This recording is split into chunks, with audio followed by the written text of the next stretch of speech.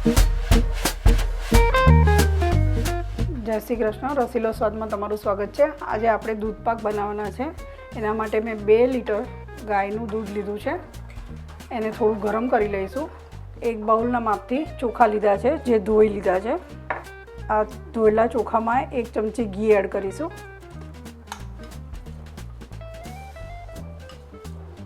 અને એને દૂધમાં એડ કરી દઈશું। એમાં થોડું કેસર એડ કરીશું અને એલચી, જાવંત્રી અને જાયફળનો પાવડર છે એ 1 ચમચી એડ કરીશું અને આને ધીમા ગેસ પર ઉકળવા દઈશું। વચ્ચે હલાવતા રહીશું। આને 20 થી 25 મિનિટ સુધી ઉકળવા દઈશું અને જ્યાં સુધી આપણા ચોખા ચડી ના જાય ત્યાં સુધી થવા દઈશું। હવે આપણું આ દૂધ ઉકળી ગયું છે અને ચોખા આપણે જોઈ લઈએ। ચોખા ચડી ગયા છે એટલે આપણે આમાં ડ્રાયફ્રૂટ અને ખાંડ ઉમેરીશું।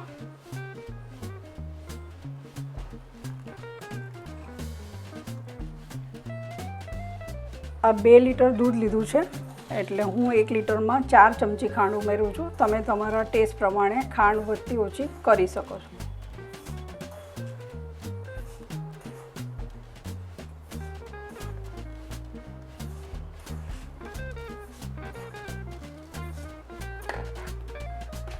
ખાંડ નાખ્યા પછી આપણે એને હલાવી લઈશું અને 5 મિનિટ ઉકળવા દઈશું એટલે આપણો દૂધ પાક રેડી થઈ જશે।